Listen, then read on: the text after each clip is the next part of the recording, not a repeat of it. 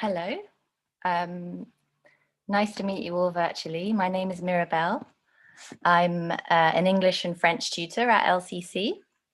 And yes, today's workshop is about how to write a rousing speech. So rousing, the kind of speech that hopefully would get your audience off their seats, get them excited, remember what you say for ideally years to come. Okay, so first things first, do you recognize this lady? Have you ever heard of her before? I think Anjali mentioned her name. And what can you tell about her from the photograph? When do you think the photograph was taken?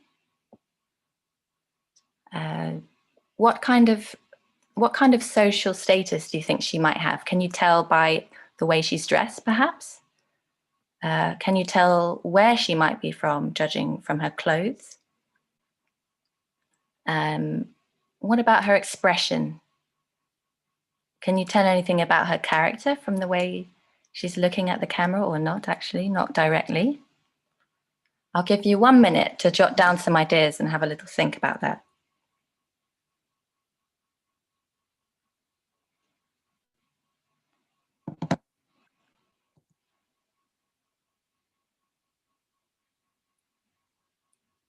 What might she have in her bag? Why is she carrying her cane?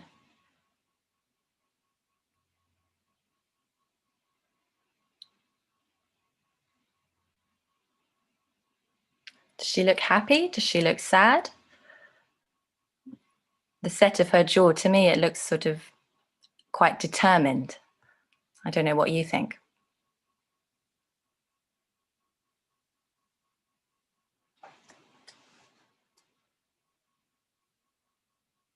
Okay, so her name is Sojourner Truth. She was a women's rights advocate and an abolitionist. So an abolitionist was someone who fought to get rid of slavery in America in the 19th century. And this lady is, not only an abolitionist, but also someone who supported the idea of women having equal rights to men. She was an advocate. She spoke up for equal rights. Now, she's famous because she delivered a speech at a women's rights convention in Ohio in 1851. And Ohio is quite a conservative American state. And the speech was recorded and published 12 years later by a woman named Frances Gage. And the speech included the famous, often repeated line, "Ain't I a woman? Ain't I a woman?" So I'm going to read you the most famous part of her speech here. She said, "That man over there says that women need to be helped into carriages and lifted over ditches and to have the best place everywhere. Nobody ever helps me into carriages or over mud puddles or gives me any best place. And ain't I a woman? Look at me, look at my arm. I've ploughed and planted and gathered into barns, and no man could head me. And ain't I a woman? I could work as much and eat as much as a man when I could get it, and bear the lash as well. And ain't I a woman? I have borne 13 children and seen most all sold off to slavery. And when I cried out with my mother's grief, none but Jesus heard me. And ain't I a woman?" So here, Sojourner Truth is responding to critics of the women's rights movement, contemporary critics during that time, who said that women didn't need to advocate for equal rights because actually they had it easier than men. They get helped into carriages and they don't have to work and they can stay at home all day doing embroidery. So why are we wasting time advocating, speaking up for women's rights when they have an easier time of it than men. So Sojourner here in her speech is pointing out that Black women slaves have to work as hard as any man, any male slave, and they bear as much suffering. So just because she's a woman doesn't mean that she is spared any of the hard work that male slaves had to do. Doesn't mean that she's spared any of the punishments. So when she talks about bearing the lash, that means she gets beaten just as hard as any man. And arguably, because she has to bear children and see them sold off, she potentially has to carry more suffering than the average male slave because she has to do that as well, on top of all the other physical work. Her point is that women have earned their right to be included in any struggle for liberation. They're not these privileged creatures, and they need to be included. So Sojourner Truth has become an important symbol of the feminist movement to this day. Black feminist Bell Hooks wrote a classic, Ain't I a Woman, in 1981, a classic feminist book where she adopted that refrain from the speech and used it as the title. And Sojourner's speech has been taken up by intersectional feminists in particular. So that's the kind of feminist, the kind of person who likes to advocate for equal rights for women, but who also thinks it's important to think about class and race as well as gender. So, for example, the experiences of a Black woman or a woman of color might be so different to the experiences of a middle-class white woman or an educated white woman. And I think Truth speech is trying to point that out. Okay, so I've got 3 questions for you to think about with this speech. Number 1, what is so powerful about the phrase, "Ain't I a woman?" Number 2, why do you think she keeps saying it over and over again? And number 3, why do you think she keeps asking the audience? Why does she direct her question at her audience? So I'll give you a minute to jot down any thoughts you have about that.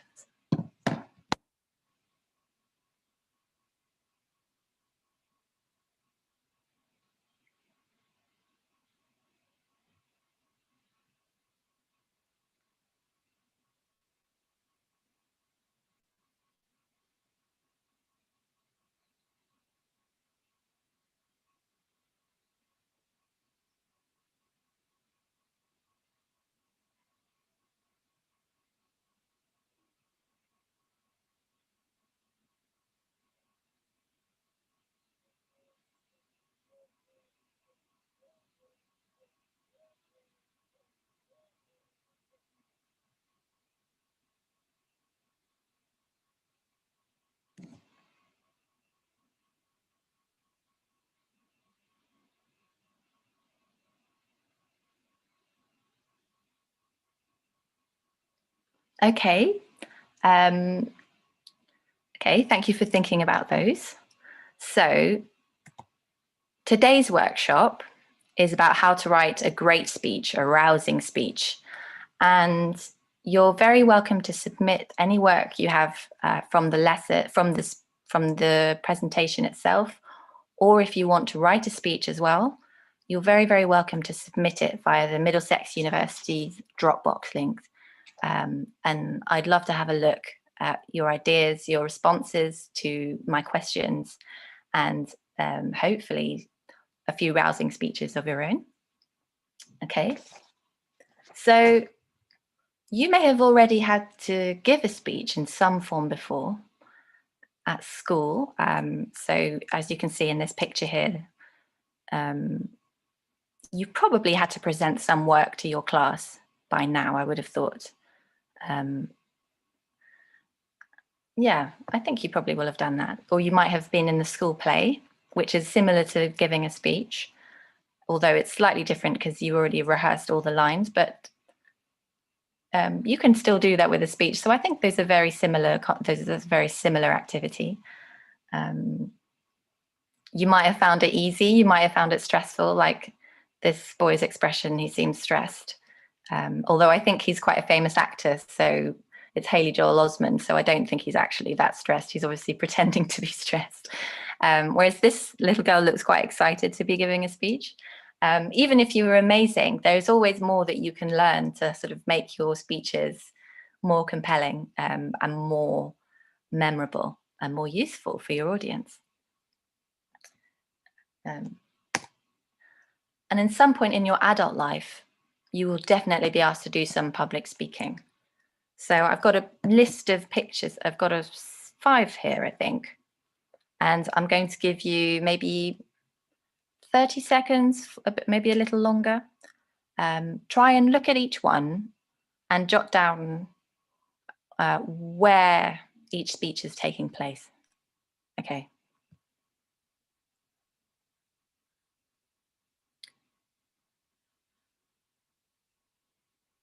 So what's this lady? Where is this lady here?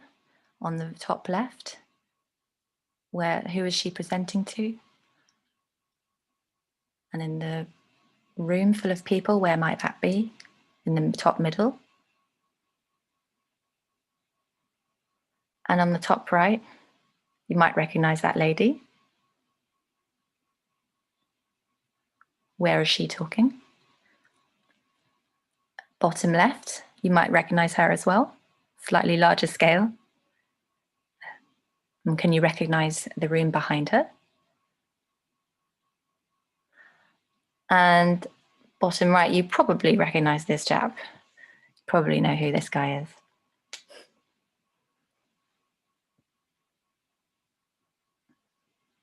Okay, so this one on the top left, on the smallest scale, you might be asked to present some information to colleagues at work. In fact, I guarantee that you will be asked to do that if you know, in the world of work. That's something that happens quite commonly. Everyone has a special task, and you present it to the rest of your colleagues to sort of help them understand as a team what's going on. Slightly larger scale in the top middle here, you can see quite a few people listening. It looks a little bit more formal. This is actually an academic conference. So that's when people, academics, researchers at universities, it might be in the sciences, it might be in the humanities, do a lot of research on a new topic. It might be chemical engineering, or it might be something like, you know, new theories to approach studying contemporary literature.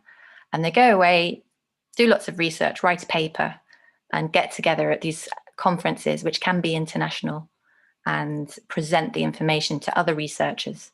And they're really important networking hubs and really important places where you transfer information. But conferences also can happen in a business context as well. Good, or in lots of different contexts, really. Top right here, this is Amal Clooney. You probably recognize her, George Clooney's wife. She's a barrister. So you to become a lawyer one day, you may find yourself presenting evidence in a court of law, like she is here, representing one of her clients and speaking to the judge or the jury. We're not quite sure from the picture, putting forth her case. On an even larger scale, bottom left, if any of you have any aspirations to journalism or broadcast journalism, this is Rita Chakravarti, who is a BBC newsreader, and she gives presentations which get broadcast around the world on a regular basis. And on the bottom right here, we have our Prime Minister, Boris Johnson. So if any of you have any political aspirations, maybe to be the next leader of the country, your public speaking skills will be in very high demand. I think this was a press conference that was done without journalists during the coronavirus outbreak, where we had to do social distancing. So he wasn't able to talk directly to journalists, but the Prime Minister speaks in public situations. Essentially everything the Prime Minister says is a public situation, even if it's to one person because his words will be broadcast to the nation or reported to the nation. Great, okay. So those are some places where you might be asked to speak in public when you grow up. All more good reasons for you to listen closely now. Okay, so we're going to approach the speech in 5 parts. The first part will be audience, purpose, and context. The second part is structure, how to structure your speech. The third part will be how to open your speech, how to start it. The fourth part will be how to keep your listeners engaged, make sure they're listening throughout the speech, however long it is. And the fifth part will be how to end your speech, how to write a good, conclusive ending. So take a few seconds there to jot down those 5 headings on your notes. And it's a really good idea. So then tick them off as we go along, as we go through the presentation, so you know where you are. I'll give you a few seconds to do that.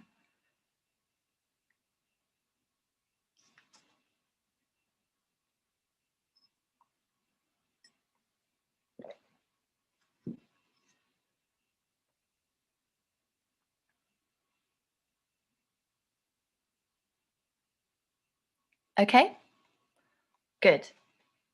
Right, so let's start with number 1, audience, purpose, and context.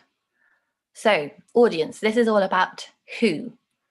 Who is going to listen to your speech?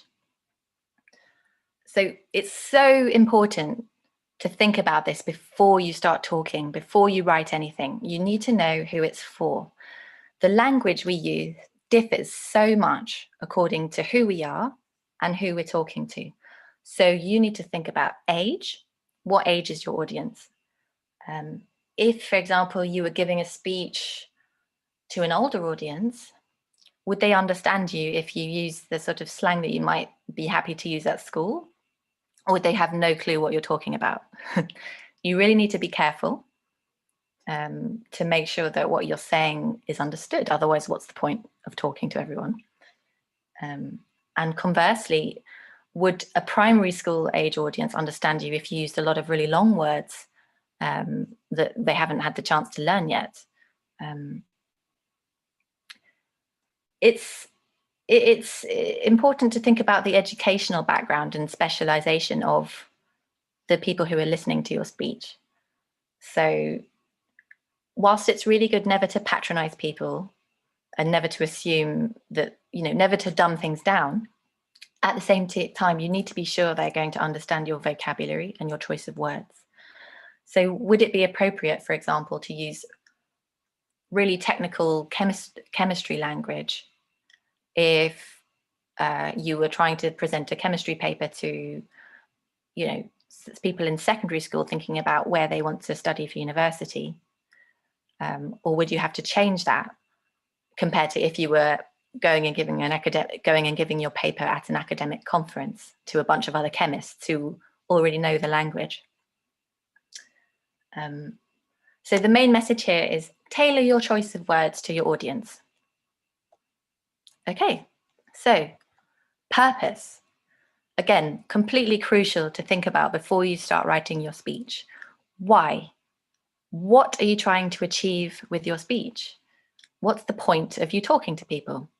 There really isn't any point in just launching into a monologue at people without any real intention of telling them a particular message, because it might essentially waste their time and your time.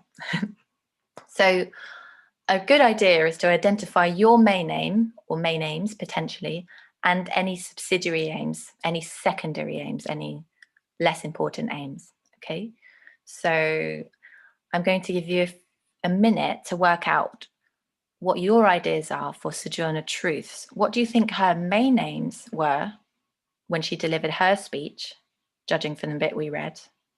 And what do you think her subsidiary aims might have been?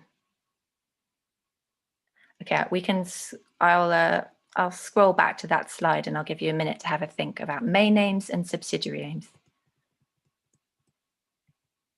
Okay? And then I'll tell you what I think at the end.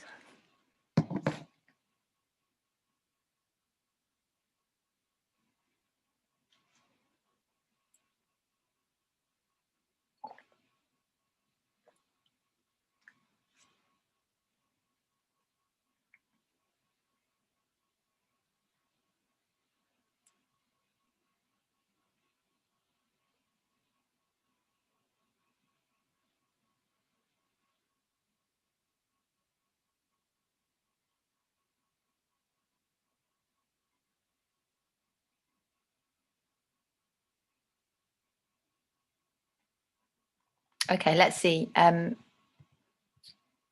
So these are just my ideas, but I'm sure you've thought of other ideas which are probably right as well. I'd love to hear them at the end if you would like to submit them. My idea for her main aims are to advance the cause of women's rights and the abolition of slavery. So I think she's got two main aims there. And the secondary aim, the subsidiary aim, I think is to educate the listener about the conditions of slavery. So what it was like to be a slave, the day-to-day existence. I'd be really keen to hear if you had any more aims that you could identify. Good, okay. The next thing to think about before you start writing is context. Where?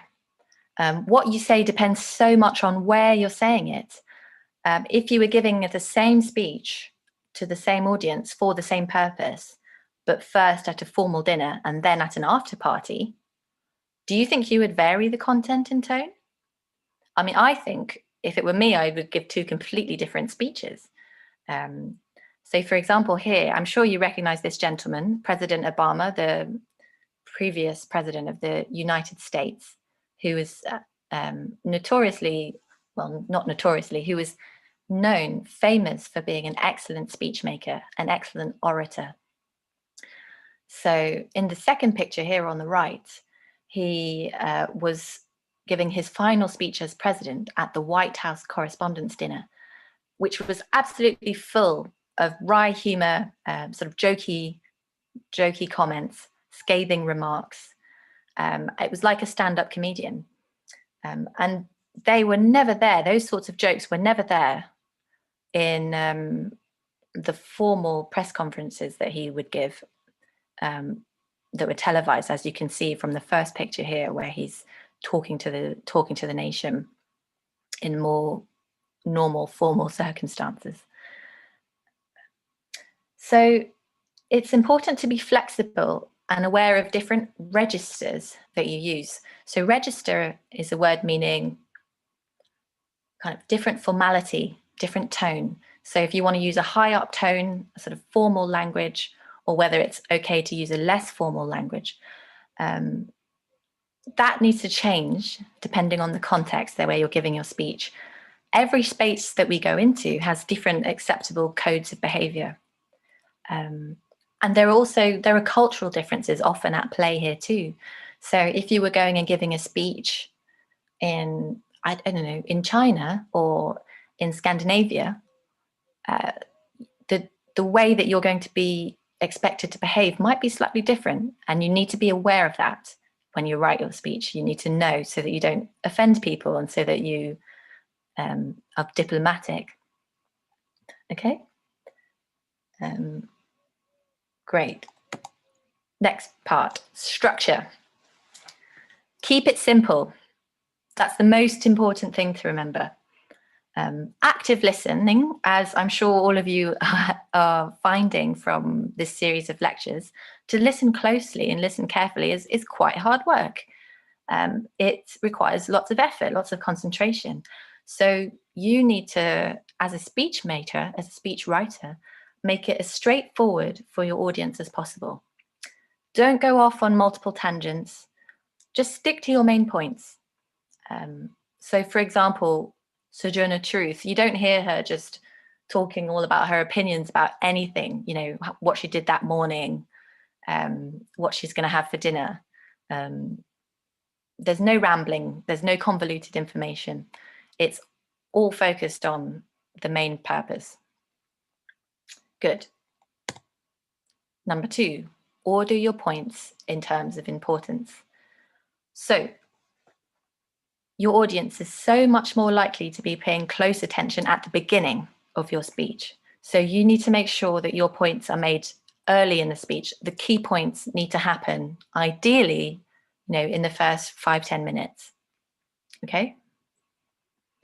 So for example, many of you will be familiar with the speech made by Martin Luther King, the civil rights leader. So he gave a famous speech called I Have a Dream in 1963, at the March on Washington for Jobs, where he was advocating for Black people and white people to have the same rights in America, and saying that despite the abolition of slavery, despite that slavery had been abolished, Black people still didn't have the same rights as white people, and so they weren't essentially free. So these are the first 3 paragraphs of that speech. And you can see that he gets down to the point really, really quickly. It's quite a long speech. If you listen to the whole thing, it's quite long, but the main point is here in the 3rd paragraph. 100 years later, well, I'm not going to read that word out loud. I'm going to say Black person, but you're all welcome to in a historical context, but I prefer not to. The Black person still is not free. 100 years later, the life of the Black person is still sadly crippled by the manacles of segregation and the chains of discrimination. 100 years later, the Black person lives on a lonely island of poverty in the midst of a vast ocean of material prosperity. 100 years later, the Black person is still languished in the corners of American society and finds himself in exile in his own land. And so we've come here today to dramatize a shameful condition. So his main point, that despite the abolition of slavery, Black people are still not free, Black people still lead a lesser existence, is just made very, very concisely and emphatically at the very beginning. Okay? Good. Thirdly, outline your structure in your introduction. This is really, really helpful for your audience. It's to give them a roadmap so that they can listen to you with more confidence, so they know what to expect and when. And you'll find, I'm sure from your own lessons and your own life, that people tend to drift in and out over the course of listening to a long speech. So if they know how the speech is structured, they'll be able to quickly find the thread again if they get lost. And they'll be able to come back in and find their way. It's also really important in terms of memory, because you're much more likely to remember information better if you already know what you're looking for. So that's just a lesson to remember in life. If ever you're telling someone information or making them read anything, ask them questions about the information first, or highlight the main points before they have to read or listen to the information, because the recall, the memory recall, is so much better when people already know what they're looking for. Okay? Good. And lastly, repeat your key points. Don't repeat everything, but your key points, you should repeat them. Repetition is so essential to committing things to memory. Recent studies have shown that it takes children an average of 17 times to hear a new word before they memorize it and start to use it themselves. So repeat. Can't say that enough. Really important. You can see it in Sojourner Truth's speech. She uses repetition throughout with the famous phrase, "Ain't I a woman? Ain't I a woman?" which again is meant to make the audience think of her main point, which is that she works and suffers just as hard as a man. So why should she be excluded from equal rights, or from having equal rights? Good. And in Martin Luther King's speech as well, which we saw just here in this last paragraph, the main point that he's making, which is that Black people are still not free, he actually says it 3 times in this last paragraph, over and over again. So The life of the black man is still sadly crippled by the manacles of segregation. He lives on a lonely island of poverty. He's languished in the corners of American society. So he's essentially riffing on the same point, and he says it 3 different times, elaborated on 3 different times. So it really rams home the message for the audience. Great. Okay, so that's structure. Now let's think about your opening. How are you going to start your speech? Okay.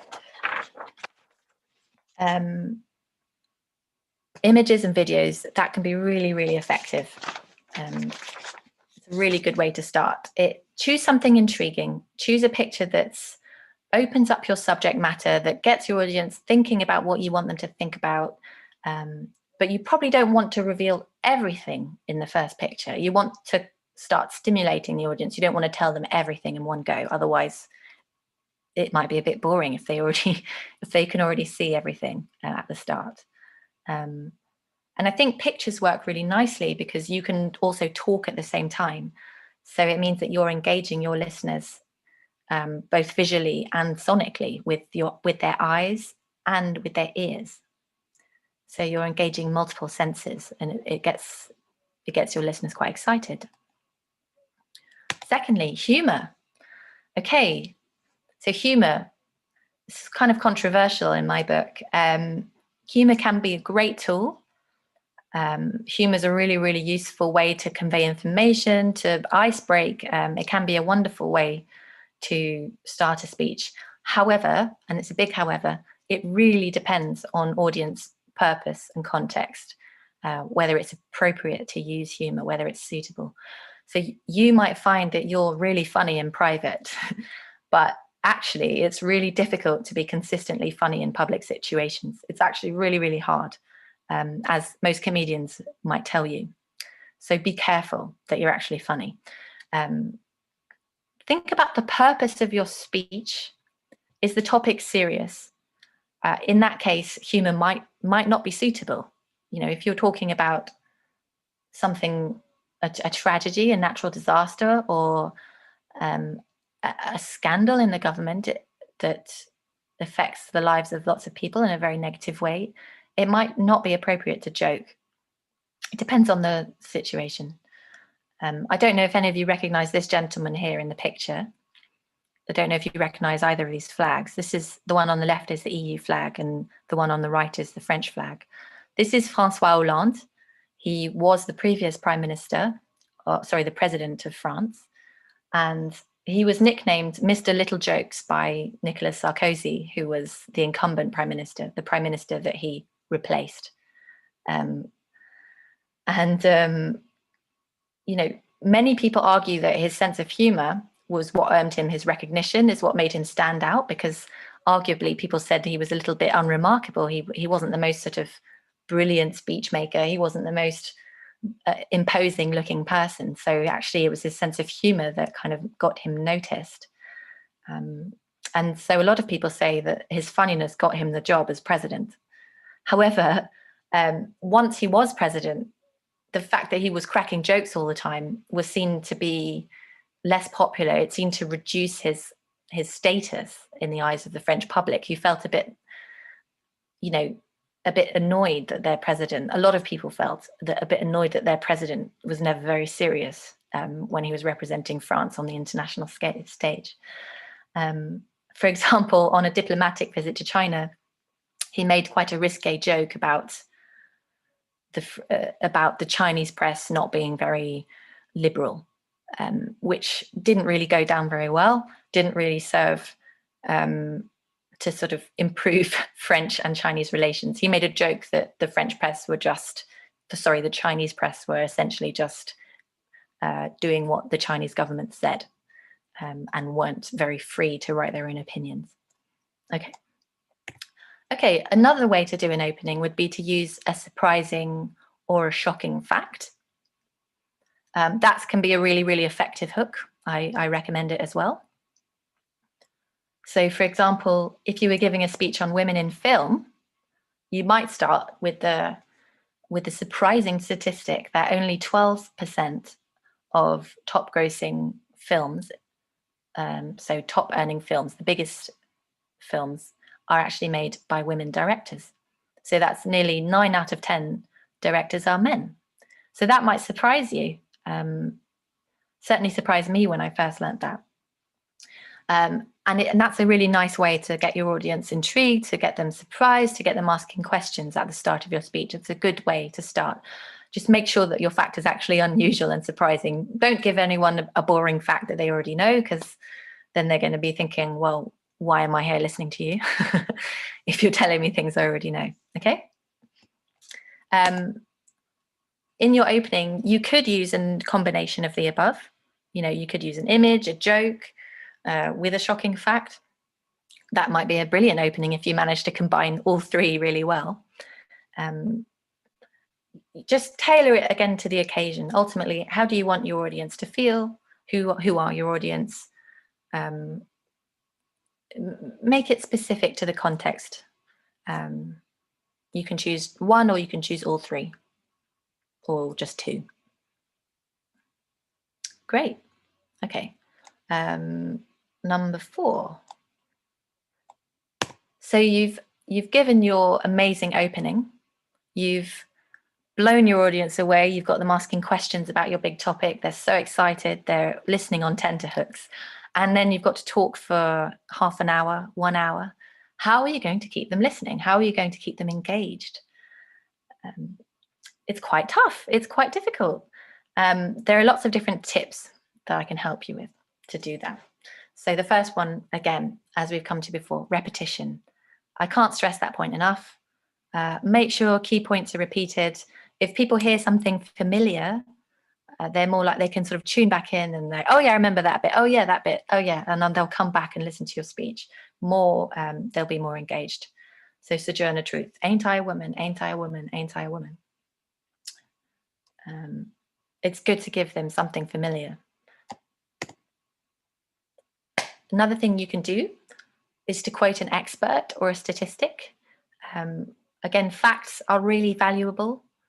They can add weight to your argument, make you seem more convincing, make it seem like you have something special to say. You're a specialist in the field. You know things that other people don't know. And other people agree with you. Important people agree with you if you're quoting special research or something. It makes your content seem more important as well, not just something that you wrote yourself without doing any research. But yeah, never use too many facts, because they are quite difficult to follow if you read them out loud. And if you find that there's a lot of specific detail that you need to convey alongside your presentation, it might be best to think about providing maybe a leaflet or some kind of paper to accompany your speech, so that in your verbal presentation you can focus on summarizing your argument rather than just blowing your audience away with loads of content that sends them to sleep. Too many facts. Okay. Excellent. Right. Now, this one's exciting. Use sonic and literary devices through your speech. So we've got things like alliteration, metaphor, rhetorical questions. I'm going to give you 30 seconds to think of any other literary or rhetorical devices that you could use in a speech apart from these 3 that I've listed here. Okay, off you go.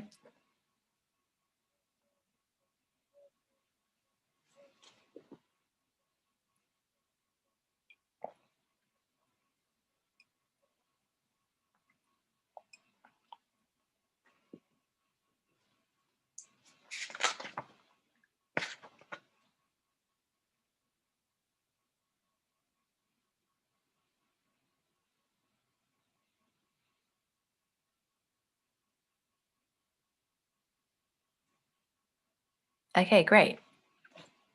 So let's look at alliteration. Yeah. How can we use alliteration when writing a speech? So I've got an extract here from Henry V, which is a play by William Shakespeare. the English playwright from the Renaissance, which is the 16th century, the turn of the 15th and 16th century. Anyway, so his speech from Henry V, where Henry V is the King of England, and his purpose when giving the speech is to rouse the English troops to take and reclaim a part of France, Agincourt, which has been both historically English and French. So the French and the English are wrestling over control of this territory, Agincourt, and he's trying to rouse and inspire his English troops to go and fight to take it back. So the famous speech goes, "Once more unto the breach, dear friends, once more, or close the wall up with our English dead. In peace there's nothing so becomes a man as modest stillness and humility. But when the blast of war blows in our ears, then imitate the action of the tiger. Stiffen the sinews, summon up the blood, disguise fair nature with hard-favoured rage." Okay, so I've underlined a couple of examples of sonic effects here. The first one is, I wonder what is the sound being repeated there? Once more unto the breach, dear friends, once more. I think it's the vowel sound of wah, wah, wah. And we call that, if you don't know already, assonance. And in the second underlining here, you've got an alliteration of stiffen the sinews, summon up the blood, which is a form of alliteration. Alliteration meaning, the repetition of consonants. This is actually, when it's an S sound, we call it sibilance. So we've got sibilance, stiffen the sinews, summon up the blood.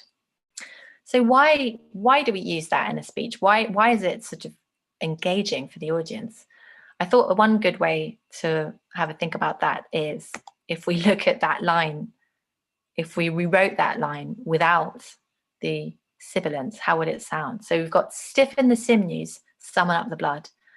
And without the metaphor that we have, and without the sibilance, you've got tense your muscles and get your heart pumping blood around your body. So, I mean, what's different about those two lines? Stiffen the sinews, summon up the blood, tense your muscles and get your heart pumping blood around your body. So the sibilance draws attention to the metaphor, which is the idea of tensing up your muscles. Can you actually tell your muscles to stiffen, and can you actually summon up your blood? No, you can't. Why does he use the metaphor? What does it add? I'll give you 20 seconds to think about that yourselves.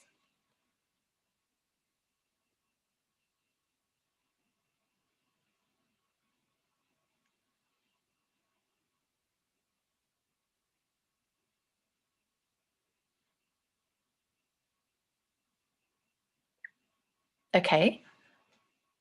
So I think that metaphorical language, it sort of taps in, for me, it taps into my symbolic, my imagination, the symbols that I have around fighting, warring the body.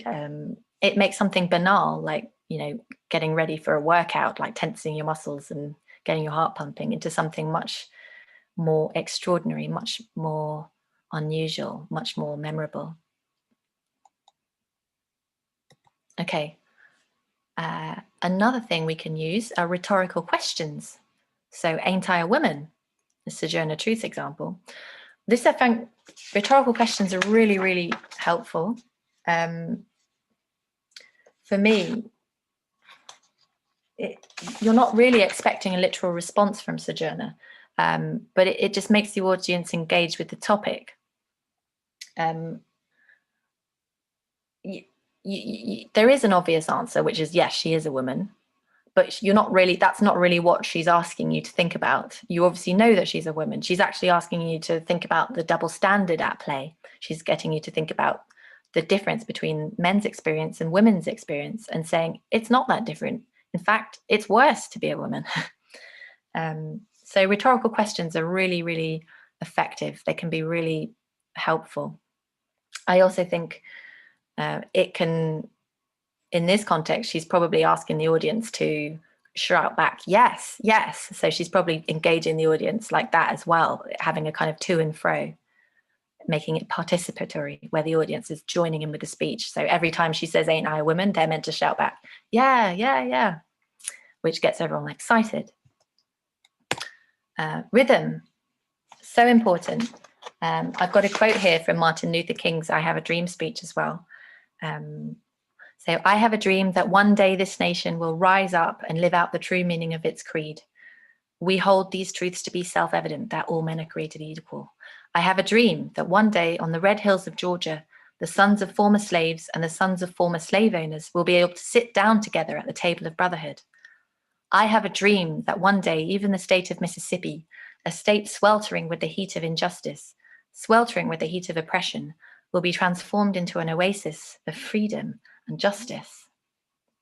So it's not just the repetition of "I have a dream," it's the way that he says that in a very stately, kind of measured, paced way. "I have a dream."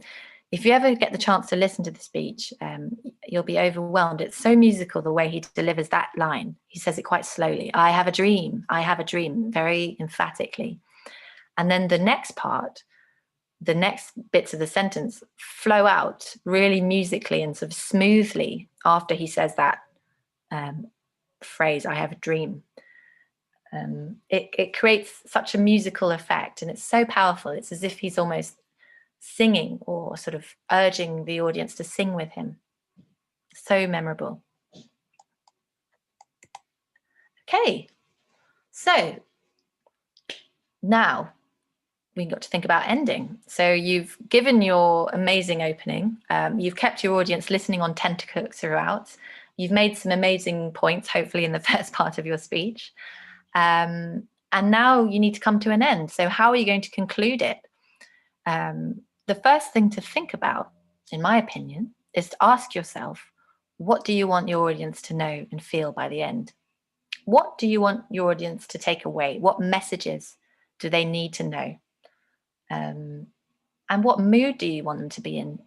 Do you want them to be happy? Do you want them to be angry? Do you want them to be sad? Do you want them to take action? Do you want them to meditate on something? It's a whole range of options, and you need to think about how you want to leave your audience. Okay. A good idea is to use conclusive ending phrases. This signals to your audience that you're about to deliver your final point, which helps them to perk up, helps them know what to expect, gets them all ready maybe for the question and answer session, which often follows the presentation, or maybe the next speech that they're about to give. It just gets them ready for the end, and primed and listening hard. So you could come up with, say something like, "I hope these ideas I've shared today will fill your thoughts on the way home. Thank you all for listening today. My final message to you is," I'm going to give you 20 seconds to come up with another one, and then I'll tell you mine for another idea for how to write an ending phrase.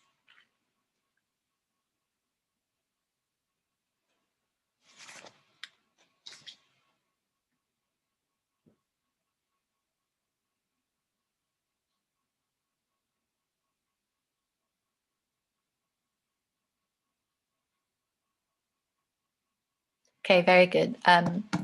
I've just come up with quite a dry one. It says, "This leads me to conclude that," which I think would do the job maybe in an academic context, but I'd be keen to hear if you have any better ideas, if you send me, or more exciting ideas, if you send your speeches via Dropbox after the session. Very good. Another great thing to do in your ending is to use a powerful image idea of question. So, for example, Truth ends her speech with a somewhat shocking reversal of the Adam and Eve myth, followed by a conclusive phrase. So I don't know if any of you are familiar already with the Adam and Eve myth, but Eve in the Bible, in the Christian Bible, was meant to cause Adam and Eve to be kicked out of the Garden of Eden, paradise, by eating an apple because she was tempted by the devil, who is in the form of a snake. So Truth sort of riffs on this myth. At the end of her speech, she says, If the first woman God ever made was strong enough to turn the world upside down all alone, these women together ought to be able to turn it back and get it right side up again. And now they're asking to do it, the men better let them. So I think, bearing in mind that in the 19th century America, people would have been very, very, very religious, very Christian.